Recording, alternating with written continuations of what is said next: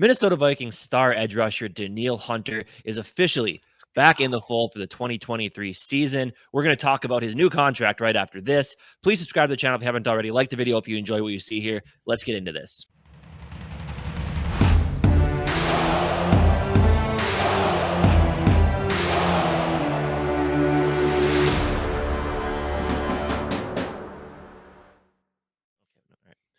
Minnesota Vikings fans woke up to some amazing news this morning when Tom Pelissero of NFL Network tweeted this out. The Minnesota Vikings and three-time Pro Bowl pass rusher Danielle Hunter have agreed to terms on a new one-year, $20 million deal. Sources tell him and Ian Rappaport Hunter gets $17 million guaranteed and a no-tag clause going into the 2024 season, and a chance to earn a big payday next March. Now, this, as we've been talking about all year long when it comes to Danielle Hunter all offseason, you and I have kind of, we've talked about all the different scenarios that could happen. Keep him, trade him.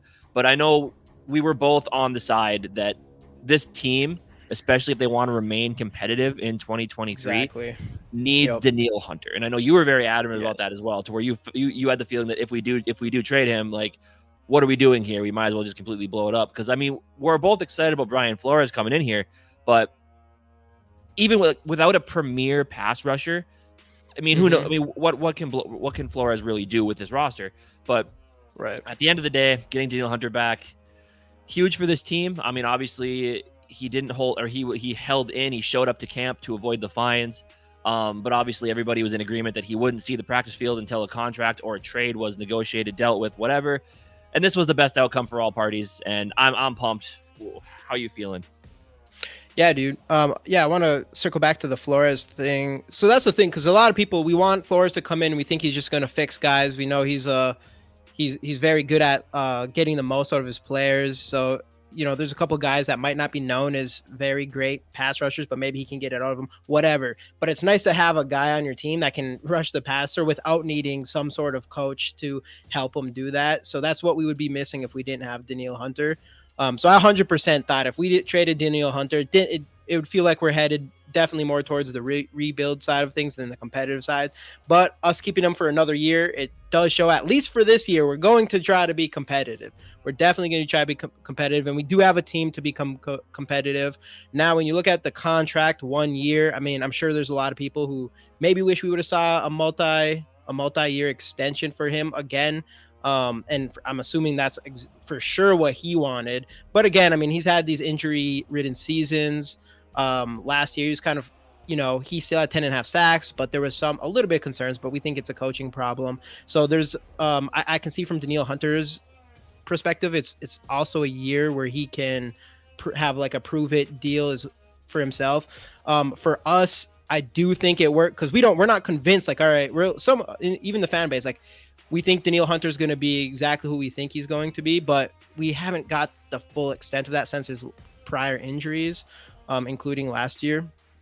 So I do think for the Vikings, it could be a good situation for them. So we can see if he plays really well, we can offer him a long-term extension. We're only, if he doesn't, if he gets hurt again, we're not tied to him for that offseason. Though, negative side, he does really well. He wants big money and we can't afford him, and he decides to go somewhere else, and we can't trade him now. So we don't get anything for him. So that's the risk of this deal, is there's a chance he could, I say the same thing with Kirk Cousins, is now there's a chance he just leaves and we get nothing from him. Right. When if we did trade him now, there was a chance we got a first round pick. And if we're going for a quarterback in next year's draft, potentially, we'll see, that part could be off the table. But this is deal. You sign him for a 1 year, $20 million deal. You're expecting him to perform, and that's what we want him to do. And he's obviously, the good thing for him is he's going to be extremely motivated to show everything he's got this year, right, so he can get the long-term extension that he absolutely deserves. So yeah, I do think it's a situation that kind of works for both parties, but it's also a situation that is kind of a gamble for both parties as well. But absolutely. I mean, at the end of the day, he's on our team, and I'm excited, and it definitely makes you feel better of our defense going into the season. And I think with him signing this deal too, I think he realized that under a coach like Flores, he's been here, he's talked to him, he's at least been, I'm sure he's been watching practices from up above, from inside TCO. He sees what this defense is going to be, and I think he deep down knows that if he wants to maximize his potential, and because he's only going to be turning 29 years old, so he still has probably a good 3 to 4 years left of good football, and the guy still just Right. looks phenomenal. I think Fucking he sees his He best could. opportunity for a big payday is to stay here where he knows, with his teammates, with the coaching staff he was with last year, and grow Yes. under a much better defensive coordinator in Brian Flores. And just looking from it, so looking from his perspective, it's perfect. From the team's perspective, I've said the same thing with Kirk Cousins when they didn't extend him to a longer contract yet. I said the same thing. They are keeping every option they have on the table, right? So they come in this year. Let's say Danielle Hunter goes off for, let's say we win the division again, win a playoff game. Danielle Hunter goes off for like double-digit sacks again. He looks really good within this defense of Brian Flores. Then you're like, okay, we're the competitive part of the rebuild. We are competitive, so we'll keep him around, and we'll work other contracts in how we have to. But yeah, he's a core piece of this team going forward, and we feel like we can be competitive. On the flip side, I've said the same thing with Kirk as well. If the team bottoms out, I don't think we're going to bottom out, but goes 500 or less, and they're like, you know what, we have some young core pieces we can build around. We'll let Danielle walk. We'll let Kirk go. We'll make a move to go get a quarterback, and we'll have a cheap quarterback and we'll have some, obviously we're going to have Justin Jefferson, hopefully TJ Hawkinson, as well as Christian Darrisaw all signed to long-term extensions by that point.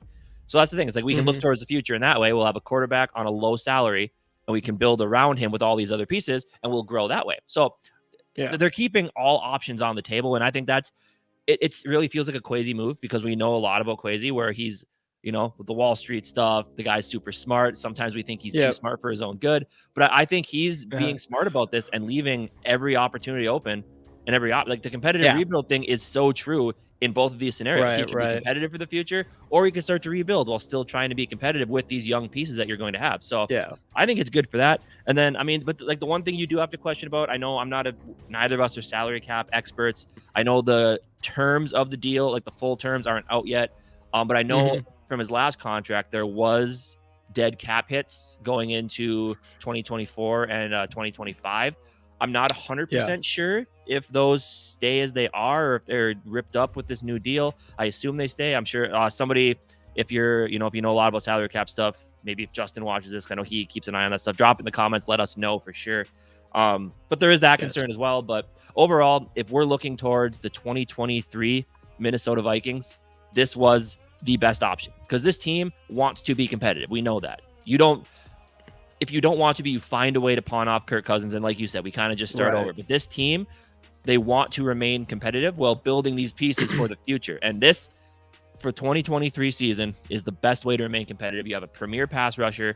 You have Marcus Davenport, who's shown a lot of potential.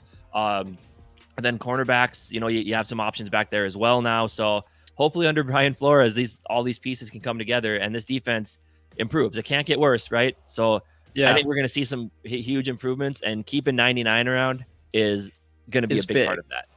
Yeah, absolutely. It's huge to have Danielle Hunter on this squad.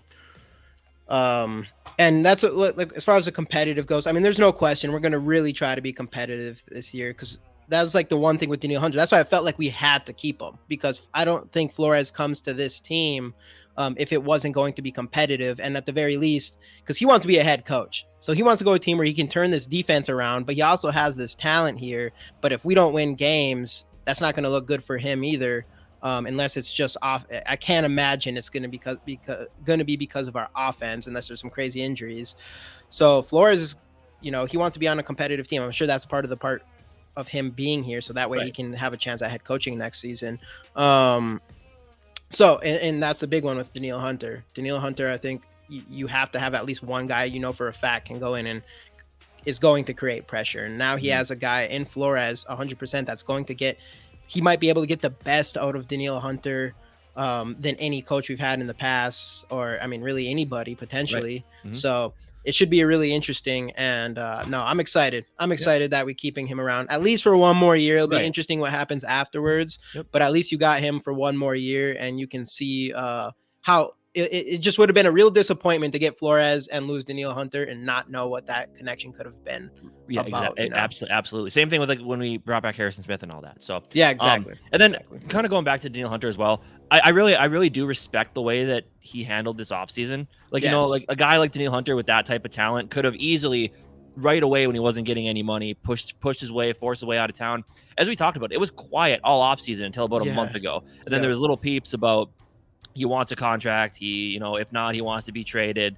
And then obviously within the last couple days, what was it, yesterday or the day before, where the tweets were coming out about like teams are interested, people believe that he is available for trade, and that I think was his agent just trying to push things along, like put that out there. Quasy's getting a lot of calls, and I'm sure he's like, okay, we just got to get this off the table now. Let's just get it done. So, but overall, though, you really do got to appreciate the way that Danielle did this.